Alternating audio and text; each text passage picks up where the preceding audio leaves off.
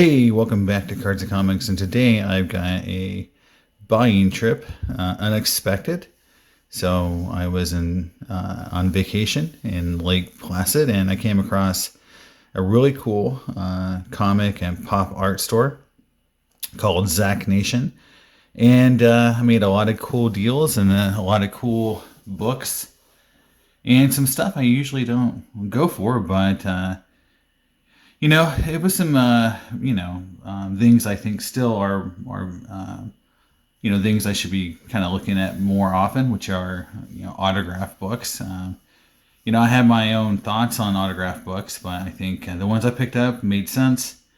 And so I'll start with the raw books, and then I'll go into the graded books because I had a mix of CGC and raw, and I'll go into the pickups and discuss them. Now, the prices you might see on some of the books aren't the final prices, as we kind of had a deal at the end. But you'll see some really fun books and some just interesting stuff. And if you ever want to go to Lake Placid, New York, and he's right downtown, Zack Nation, and he's a really cool dude. And I'll put his link in the video. So here we go.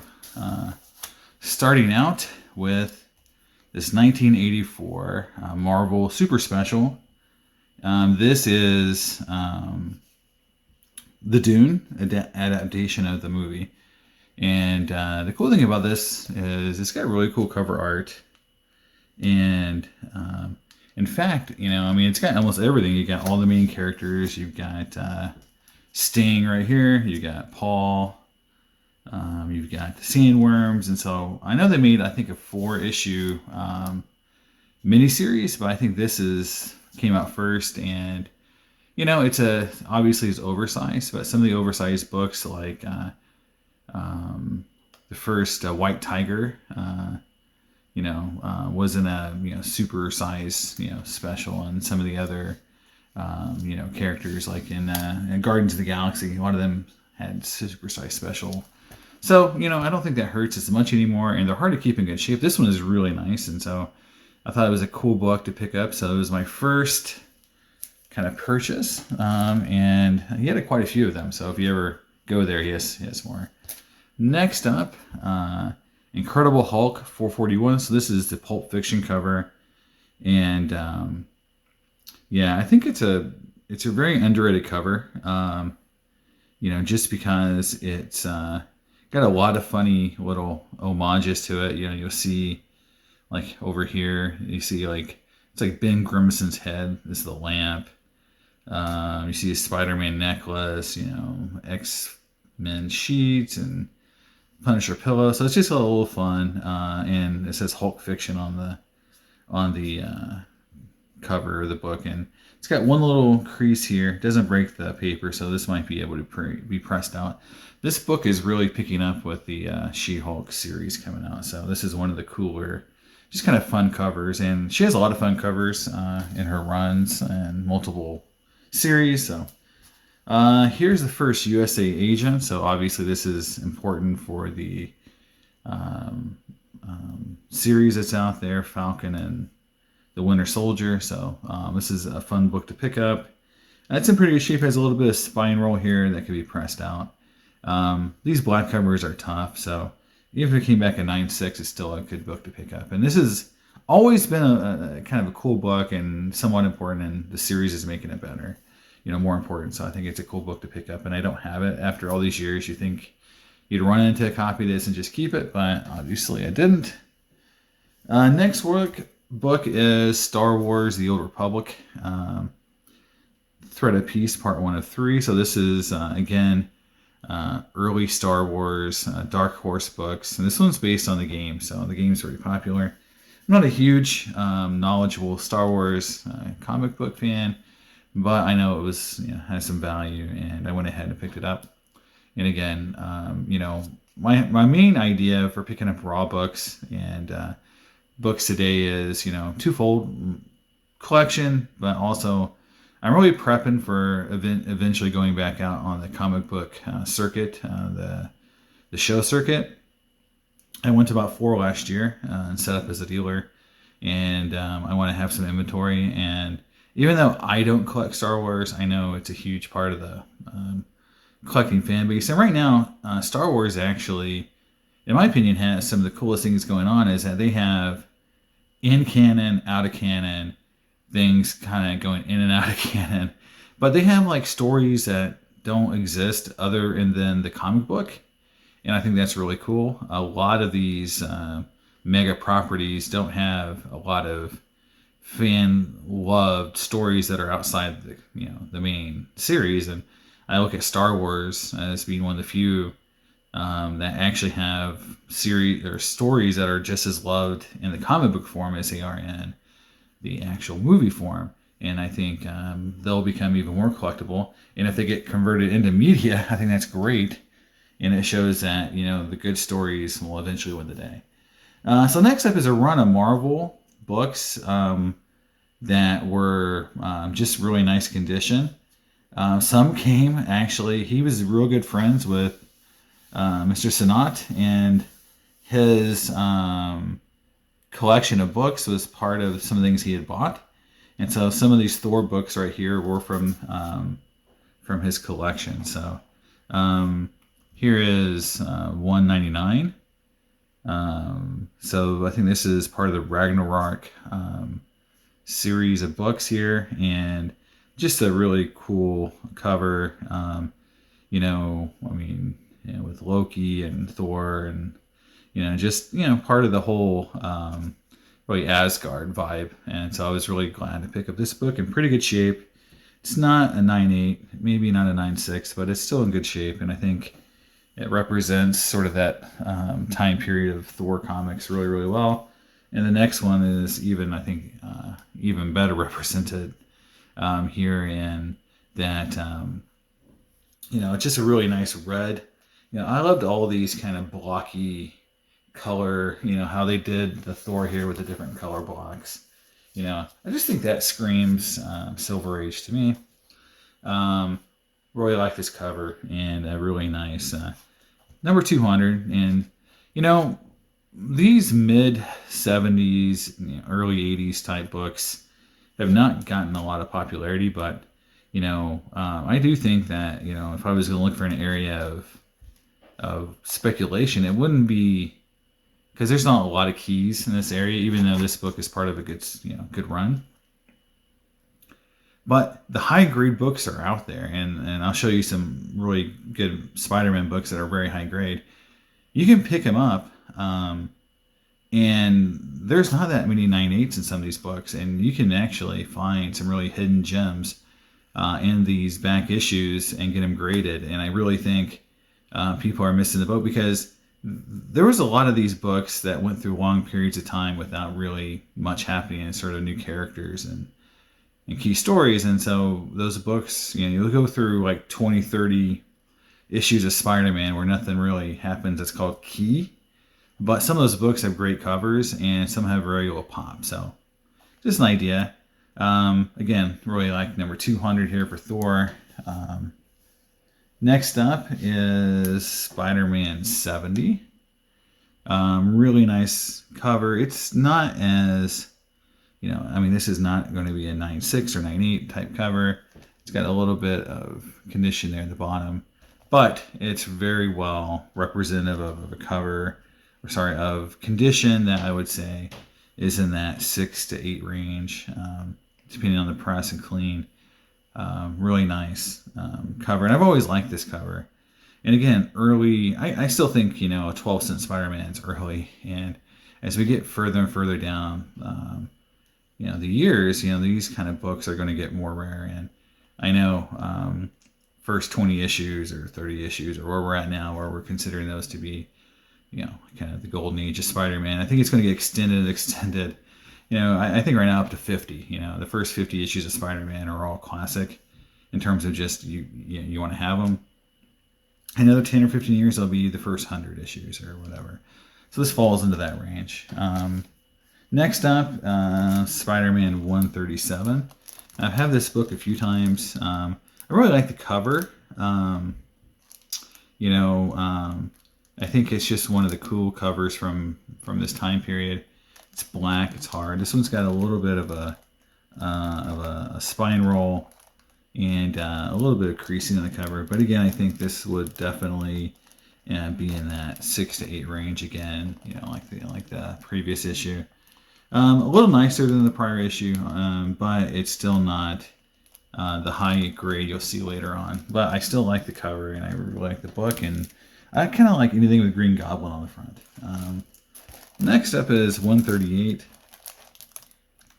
and I think this is the first appearance of the Mindworm. Minor villain character, but I think it's a cool cover, and I don't like the character design for this character. As a kid, I didn't like it either. But again, this one's in a little nicer shape. It's centered pretty well. There was a couple more of these that were cut off really poor, bad on the bottom, and so this one actually has all of the words. They're not cut off, so I thought that was nicer.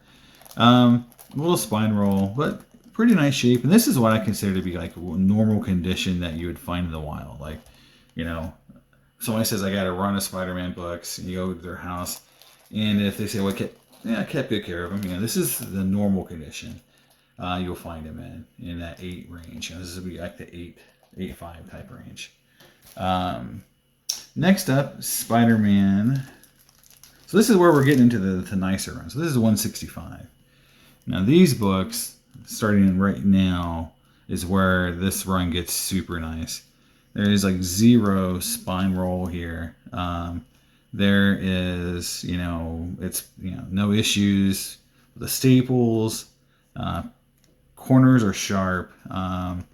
These are, as we were going through them, we both agreed, these were, and he was holding these back, because he thought about getting them graded as well.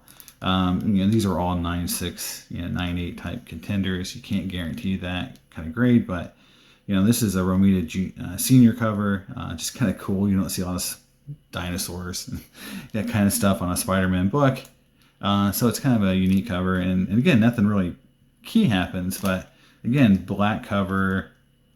It does have a good artist, so these books are not easy to find in that 9.6, 9.8 grade. Another Romita cover, again, just super nice condition, and so, I don't mind paying, a little bit more for these great condition books, and that's the thing. It's like, you can, get some of these books $5-10 at a lot of shows, but when the books are truly in near mint plus shape, and you can just see the quality and how square these corners are, no spine roll, it's just fun to have. And so that's another cool book. Next up is a book that has a little bit of something here, where the cover's kind of got that little crimped-in look to it because it was print. It's kind of a little bit bigger than the issue itself, but I've seen those kind of things, not heard the books too much, but again, not a huge condition issue with this book. Again, Punisher appearance, you got Hitman. There's a lot of stuff cool going on in this book.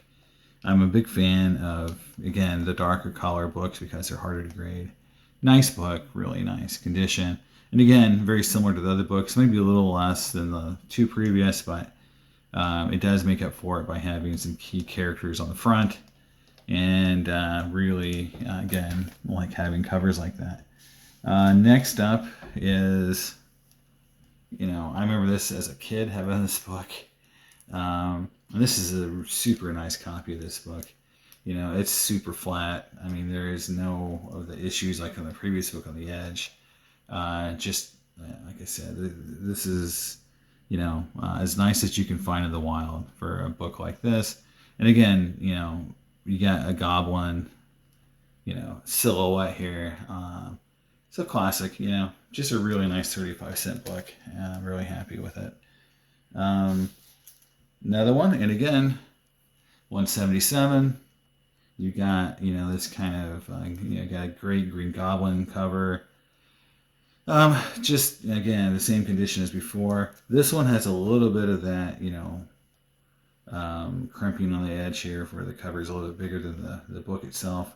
But again, that's very common in this time period, and I still think this book has a real good shot at, you know, a high grade, and it's got great color. That's another thing that these books had. It's just super color. Next up is 179, which is, I got 2 of these. And again, I'm a big fan of this cover. This one has a little bit of the edging here, a little bit of a corner here. You can see that little bit of a corner. So, but great color. I mean, you can just see, you know, how the colors pop on this book with that purple and yellow. So again, it's about as nice as you can find in the wild. No crimping, no rolling, just a really nice book. And then here's the other copy of 179. And again, this one was a little worse in the condition. And only because it has a little bit of a spine roll here. And you get a little crease here. So, but again, 2 really nice copies of this book. And again, most people will be very happy with this kind of condition in the collection. This is what I would say, like I would put this in my ungraded collection, and then I would grade this book because I still think the previous book is worth grading. But yeah, this is still a nice book. And last of the raw books is 180, and this is, you know, I think it's a classic cover. I like this cover. You know, you got a nice unmasking cover there. You've got Green Goblin in the background. You know, and then you look at the condition of the book, and it is really nice. Really square corners, no real blunting, no edge weirdness there, no spine roll, no creases. You know, we see. So I think, you know, again, you know, this is a book that has a legitimate shot at the 9698. And these books, again, are a little harder to find. And I guarantee you go out and go through some Spider-Man collections, and you won't find books like that often. All right, so going into the graded books, I'll leave this book here for last. First up is a Captain Marvel 29, which is a Starling and Milgram cover, and it's signed by Al Milgram. And this book wasn't really that expensive, and the reason I got it was because I really liked the cover. And it's signed by one of the cover artists. You know, and I think, you know, obviously if it was a Starling and Milgram cover, I would have been happier, but still for the price, this was a really cool book, and I looked at it up, and this was a good deal for that price, and so I was very happy to have it. Next up is a Golden Age book. I just picked it up because I like Golden Age books, and this is one of those covers that's kind of cool. It's only $3.5, but this is, you know, it wasn't very expensive. It's under $100, and you know, and it actually sells for a little bit, you know, right at what I paid for it, and maybe a little bit more. So it was priced really well. But you know, it's from 1948, and I think it's one of those cool books that, you know, I think, you know, obviously it's not going to be a very huge book, but you know, having Golden Age books, you know, that are affordable is cool, and I like the cover. I think it's just one of those kind of really cool action type covers from that time period. Now, next up is a book, and it's kind of a first for me because I have never had a autographed McFarlane book, which is odd. I've had Stan Lee books before. So, you know, that's not a huge thing for me, but I've never had a Todd McFarlane. And, you know, even though this is a, I won't say very common, but pretty common book, it's the silver. It's not the regular, but it's still kind of second tier of this issue.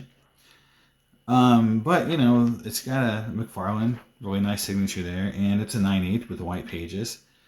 So it's really a collectible book, and pricing wise, it was right where it needed to be for me to buy. And, you know, I'm just kind of holding it. You know, this is really obviously a personal type collection book for me.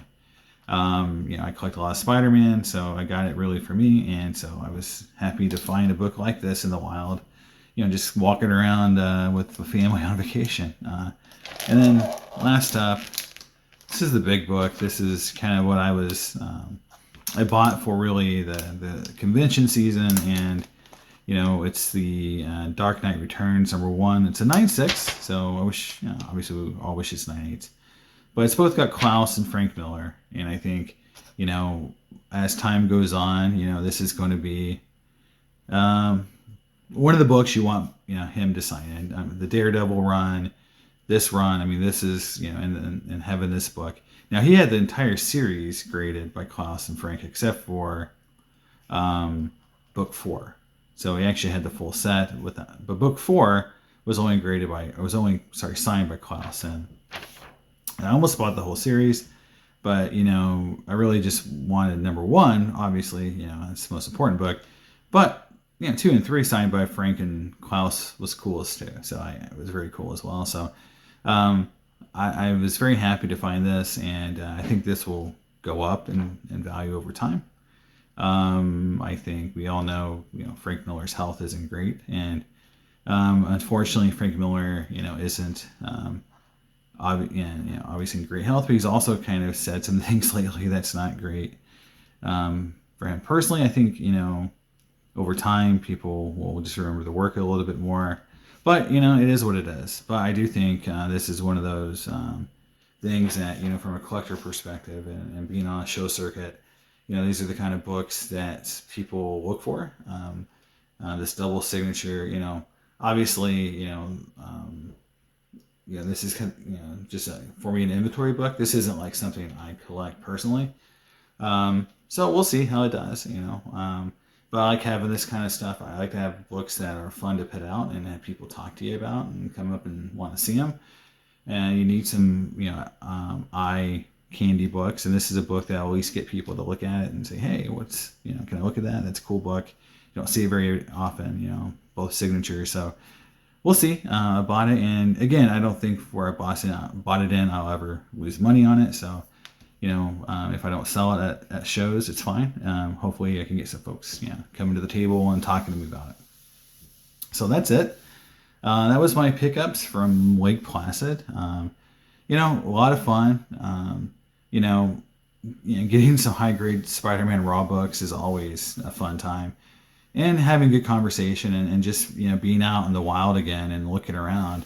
Haven't done much of that since, the pandemic. And, again, I'm hoping for convention season to start up at some point this year. Hoping in July. Hopefully the National comes off and baseball cards, sports cards, and we get some more conventions and comics as well. So see you next time, and hope to see you out there on the circuit at some point, and I'll see you later. Bye.